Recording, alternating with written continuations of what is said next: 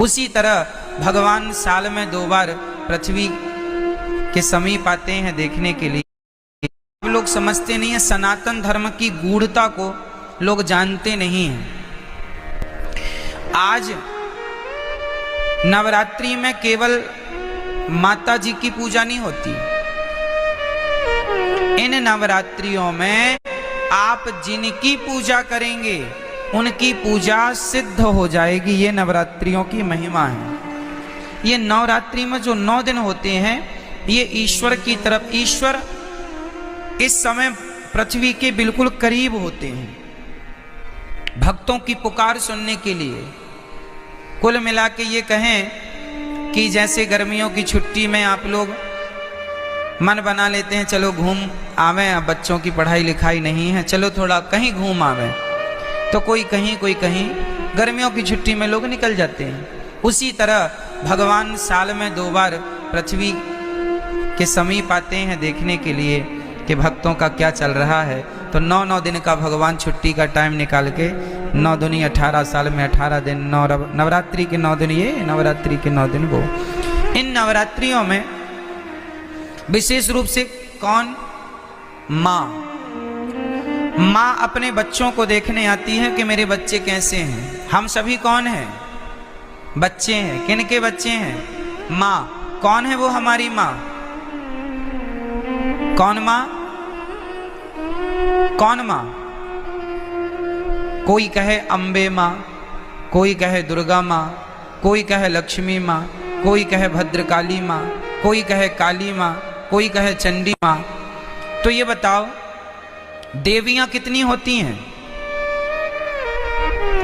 बोलो मेरी माँ।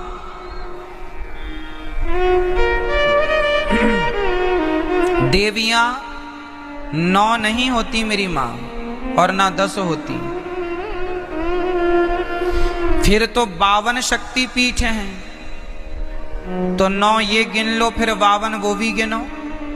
कामाख्या माता अलग है, ज्वाला माता अलग है, केला माता अलग है, शारदा अलग है। नवरात्रि में 9 में शारदा थोड़ी आती है, 9 में कामाख्या माता थोड़ी आती है। तो फिर 52 वो गिन लो और 9 ये गिन लो, तो फिर ये सब कोई गणना नहीं।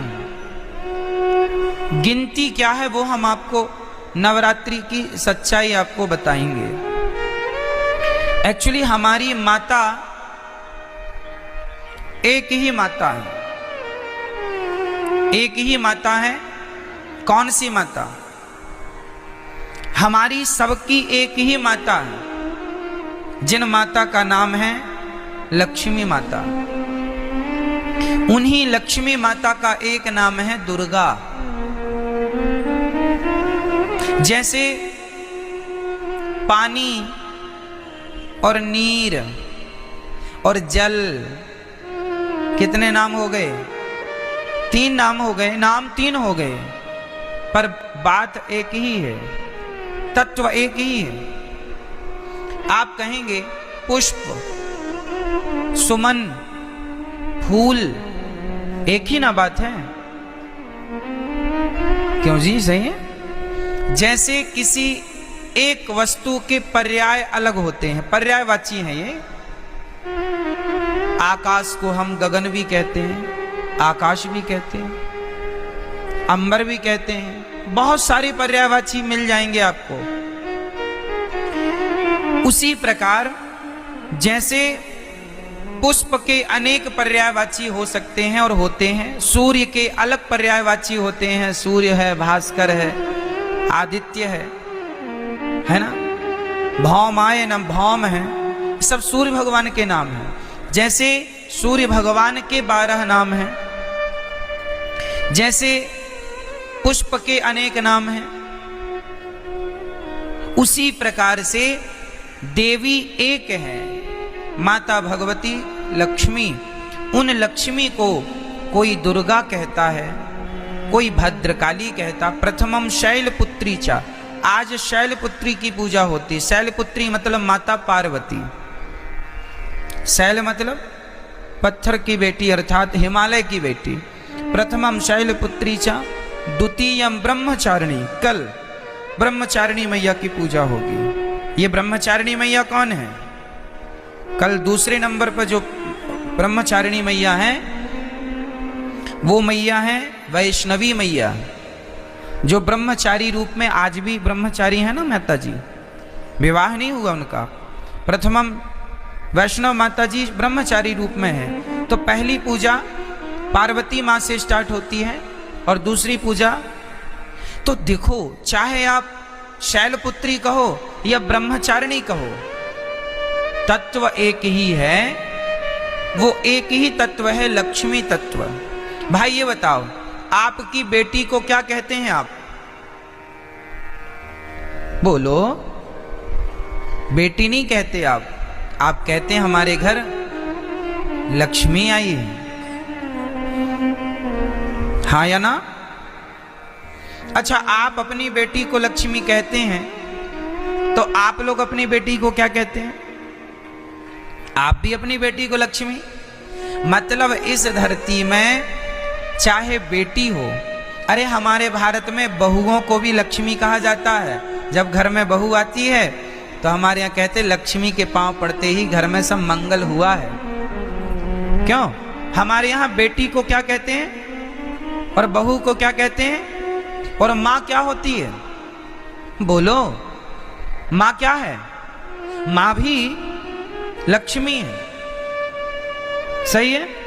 कुल मिला के हम लोग अभी नवरात्रि में कन्या जिमाते हैं ना, कन्या भोजन कराते हैं, तो क्या सोच के कराते हो कि हमारे घर माता लक्ष्मी आई। दुर्गा मान लो, लक्ष्मी कहो, शारदा कहो, भद्रकाली कहो, महाकाली कहो, चंडी कहो, कुछ भी कह लो, पर्यायवाची हैं। तत्व एक ही है, लक्ष्मी तत्व। श्रीश्चते लक्ष्मीश्च पत्न्या बहोरात्रि पार्श्वे नक्षत्राणि। कहने का तात्पर्य यह है, वेदों में एक ही तत्व की उपासना है, श्री तत्व, मतलब लक्ष्मी तत्व। वही लक्ष्मी तत्व दुर्गा के नाम से जानी जाती हैं। मैहर में उन्हें ही शारदा कहते हैं। अनेक रूप है ना, जैसे वृंदावन में बिहारी जी हैं, उड़ीसा में जगन्नाथ जी हैं, तो क्या ये दो हो गए? वृंदावन के बिहारी जी और उड़ीसा के जगन्नाथ जी क्या ये अलग अलग हैं? भाई वही कृष्ण उड़ीसा में जगन्नाथ बन के बैठे हैं, वही श्री कृष्ण वृंदावन में बिहारी जी बन के बैठे हैं, वही द्वारिका में द्वारिकाधीश हैं, वही पंढरपुर में विठ्ठलनाथ हैं, वही लक्ष्मी आज प्रथमम शैलपुत्री चा, आज वही लक्ष्मी क्या बन के पूजेंगी? आज वही लक्ष्मी माता पार्वती बनकर के पूजेंगी, जगत जननी कहलाएंगी। आज उनके हम पार्वती स्वरूप का पूजन करेंगे। तो आप लोगों को घर में दीपक जलाकर आज माँ भगवती का ध्यान, लक्ष्मी जी का ध्यान करना चाहिए। हे माँ, हमारे घर में ये आपका ही घर है, आप हमारे मन मंदिर में आकर बैठ जाइए, हमारी बुद्धि को निर्मल कीजिए, हम सदा आपकी सेवा करते रहें, हम सदा आपकी आराधना करते रहें, और हमारे घर में ये खुशियों का दिया सदा जलता रहे, ये ज्ञान का, ये भक्ति का दीपक सदा प्रज्वलित होता रहे। आज के दिन आपको राम रक्षा स्तोत्र, नारायण कवच का पाठ करना चाहिए। जो भी पाठ करेंगे, कुछ ना आवे तो श्रीमन नारायण आप आज श्रीमन नारायण का जाप करें तो वह नारायण का जाप भी सिद्ध होगा। आप यदि ओम नमः शिवाय का भी जाप करें तो आज जो भी जपेंगे वो सिद्ध होगा। आप ओम नमः शिवाय जपें या गंग गणपतये जपें या दुर्गा माता जी का मंत्र जपें या फिर आप श्रीमन नारायण जपें, जो भी आज जपेंगे, आज मतलब 9 दिन तक निरंतर, वो आपका सिद्ध। इसलिए ये 9 दिन विशेष पूजा पाठ के लिए निकाले जाते हैं। साल भर आप फुर्सत नहीं पाते, समय मिलता नहीं है, 9 दिन का समय निकाल लो और पूर्ण रूप से भगवान के होकर भगवान की शरण में रहो। ये नवरात्रि है, ठीक है। जो आप जपेंगे उसमें आपको सिद्धि प्राप्त होगी। तो इसलिए इन 9 दिनों में बहुत अच्छे से हमें अपना जीवन आनंद पूर्वक व्यतीत करना चाहिए। और यहाँ पर एक संकेत भी है कि दुनिया वालों, नवरात्रि में जिन कन्याओं को बुला बुला कर पांव धोकर माहौर लगाकर जिनकी पूजा करते हो, जिन्हें दक्षिणा देकर विदा करते हो, खीर पूड़ी खवाते हो, उन कन्याओं को केवल एक दिन के लिए देवी ना मानो, सदा सदा के लिए नारियों को देवी मान के उनकी सेवा, उनका सम्मान करो। नारी का सम्मान सदा लक्ष्मी मान के आप आज नवरात्रि में एक लड़की का आप सम्मान करते हैं देवी मानकर, और नवरात्रि जाने के बाद उसी नारी का आप अपमान करते हैं, तो ये तो कोई बात हुई नहीं। नारियों का सदा सम्मान बना रहे। देखो हमारे सनातन धर्म में नारियों का कितना बड़ा आदर है, कितना बड़ा सम्मान है। दुनिया के किसी धर्म में, मजहब में नारियों का इतना बड़ा सम्मान नहीं है। हमारे यहाँ भगवान मानकर नारियों को पूजा जाता है, देवी मानकर पूजा जाता है। और केवल नवरात्रि में नहीं, नवरात्रि आई तो नवरात्रि के द्वारा तुम ये मान लो कि भाई ये सदा सर्वत्र पूज्य है। नारी तो सदा पूज्य है, केवल नवरात्रि में नहीं, ऐसा नहीं, सर्वत्र सब जगह हमेशा 365 दिन। तो नवरात्रि की बड़ी महिमा है। इन नवरात्रियों का पूजन भागवत जी में आता है कि भगवान श्री कृष्ण के जब जामवंत जी से युद्ध करने भगवान गए, तब उनकी अनुपस्थिति में 9 दिन का द्वारिका में एक महायज्ञ हुआ था देवी जी को प्रसन्न करने के लिए। तो नवरात्रि तो भगवान श्री कृष्ण भी मनाते थे, नवरात्रि तो भगवान श्री राम भी मनाते थे। तो आप सभी को नवरात्रि की लाखों लाख शुभकामनाएं, बधाई, आपका जीवन मंगलमय हो। आज के दिन आप लोग अपने घर में कम से कम एक कन्या को बुलाइए शाम को, और एक कन्या का भोजन कराइए। पहले दिन एक कन्या को भोजन कराना चाहिए, एक से ज्यादा भी हो जाए चलेगा, कम से कम एक। पहले दिन हमेशा एक कन्या, दूसरे दिन 2 कन्या, तीसरे दिन 3 कन्या, चौथे दिन 4, 5वें दिन 5, छठे दिन 6, 7वें दिन 7, 8वें दिन 8 और 9वें दिन 9 कन्याओं का भोजन करें। और अपने घर में कन्याओं को जरूर बुलाकर उनका सम्मान करके उनको आदर सहित भोजन कराइए, चरण धोइए।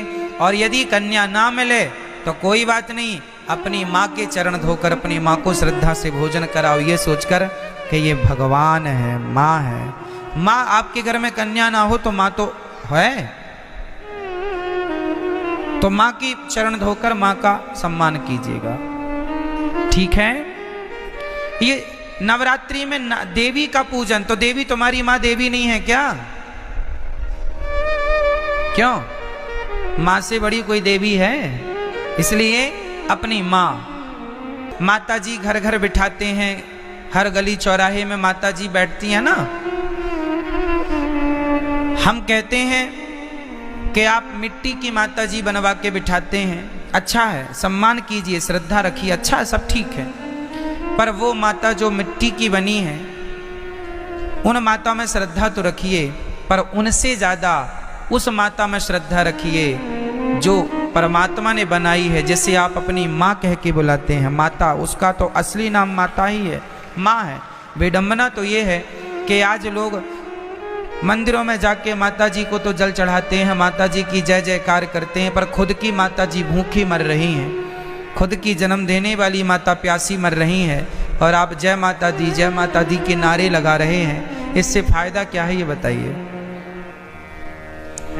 कई लोग ना बड़ी होड़ करते हैं, खासकर नवरात्रियों में।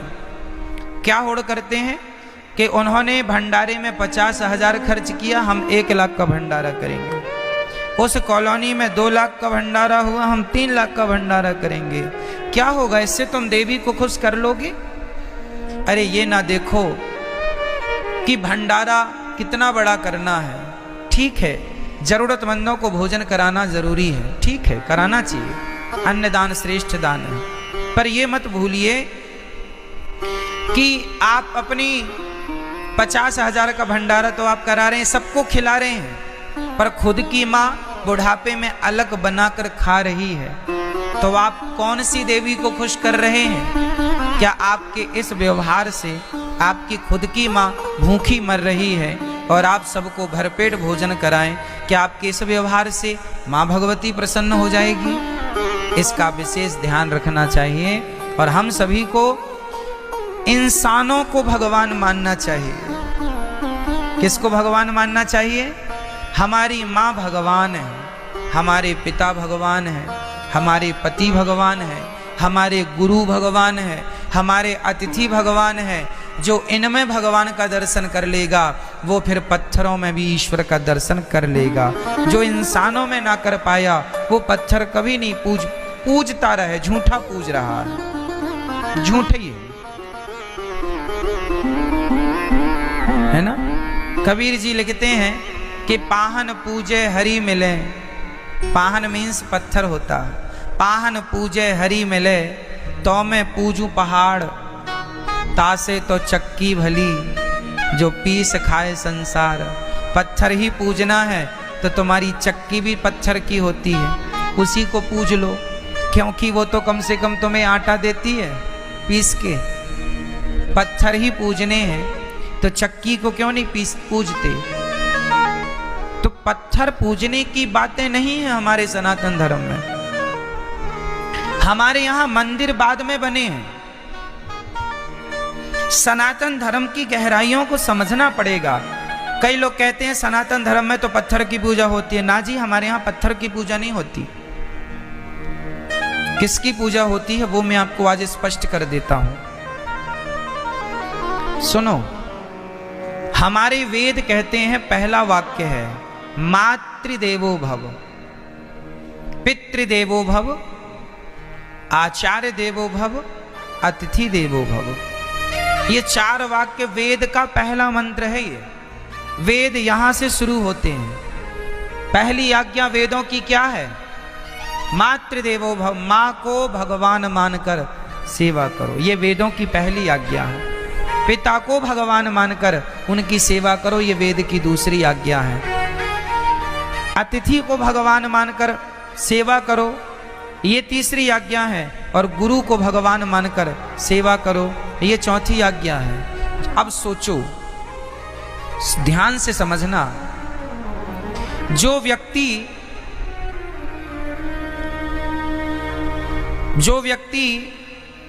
पहाड़े में काखा गाघा को समझ लेगा, भाई अखबार में भी काखा गाघा ही लिखा है, पर अखबार के काखा गाघा को समझने के लिए पहले आपको कौन सा काखा गाघा पढ़ना पड़ेगा? स्कूल में जाकर, स्कूल में हमें बुक मिलती है, उसमें जो काखा गाघा लिखा है उसको पहले मास्टर जी समझाते हैं। जब आप स्कूल जाके काखा गाघा समझ लेंगे तो फिर अखबार का काखा गाघा समझ में आ जाएगा। यदि स्कूल में काखा गाघा समझ नहीं पाए तो अखबार आप पढ़ नहीं पाएंगे। अखबार पढ़ने के पहले आपको स्कूल जाके पढ़ना पड़ेगा। जो स्कूल ना जा पाए, जो नहीं पढ़ पाए, वो आज भी अखबार नहीं पढ़ पाते। क्यों जी? सत्य है। अखबार पढ़ने के पहले क्या पढ़ना पड़ेगा? स्कूल में जाके आपको अपनी शिक्षा पूरी करनी पड़ेगी, तब कहीं जाकर हिंदी का बोध होगा, तब हिंदी का अखबार पढ़ पाएंगे। इंग्लिश का बोध होगा, इंग्लिश का अखबार पढ़ पाएंगे। उर्दू का बोध होगा, उर्दू का अखबार पढ़ पाएंगे। अखबार पढ़ने के पहले कुल मिला के आपको पहले स्कूल जाना पड़ेगा। क्या ये बात सत्य है? बोलो हाँ या ना। उसी तरह जैसे स्कूल में काखा गाघा समझ लिया एक बार, उसके बाद दुनिया में कहीं काखा गाघा लिखा हो हम तुरंत समझ लेंगे। और स्कूल में नहीं समझा तुमने काखा गाघा तो फिर जमाने में लिखा तो है, तुम समझ नहीं पाओगे कि लिखा क्या है। आप देखो यहां बहुत कुछ लिखा है, कौन समझ पाएगा? जिन्हें अक्षरों का ज्ञान है। ज्ञान ही नहीं है, 52 अक्षर का कोई ज्ञान नहीं है, नॉलेज नहीं है, तो लिखा तो बहुत कुछ है, कहां कोई पढ़ पा रहा है। उसी प्रकार जैसे अखबार पढ़ने के पहले हमें स्कूल जाकर पढ़ना पड़ता है, उसी प्रकार पत्थर में भगवान है पर पत्थर के भगवान को देखने के पहले अपनी माता के अंदर भगवान को देखना पड़ेगा, पहले अपने पिता के अंदर भगवान को देखना पड़ेगा। जो माता में भगवान को देख सकता है, जो पिता में भगवान को देख सकता है, जो गुरु और अतिथि में ईश्वर को देख सकता है, वही पत्थर में भी भगवान को देख सकता है। जो माँ में भगवान को ना देख पाया, उसे पत्थर पत्थर ही दिखेगा, तुम कितना भी पूजा करो। पत्थर है, कहते हैं, कहावत सुना होगी आपने, अनपढ़ के लिए काला अक्षर भैंस बराबर। अनपढ़ के लिए कहावत है काला अक्षर, सुनी कहावत ये वाली कि नहीं? क्या अर्थ है इस कहावत का? अनपढ़ है उसे तो काला काला दिख रहा है, भाई पुस्तक लिया तो अखबार लिया है, बस अब काला काला, क्या काला काला पूत दिया। अरे पगले उसमें बहुत कुछ लिखा, लेकिन क्या करे, अनपढ़ है, काला अक्षर भैंस बराबर। उसे काला नजर आता है, उसे काले में अक्षर नजर नहीं आ रहे क्योंकि पढ़ा नहीं है। उसी प्रकार जिसने अपनी माता में भगवान को ना देखा, उसे तो काला पत्थर ही नजर आएगा, उसे भला पत्थर में भगवान कैसे नजर आएंगे? जिसे माँ में भगवान दिखता होगा, जो चैतन्य वस्तु में भगवान को देख सकता है, वही जड़ वस्तु में भी ईश्वर को देख सकता है। माँ चैतन्य है कि जड़ है? बोलो जोर से। मेरी माँ, पीछे वाली मैया, आज नवरात्रि मौन व्रत तो नहीं है आपका? डे बोले हम चुप्पा ही टाप रहेंगे महाराज।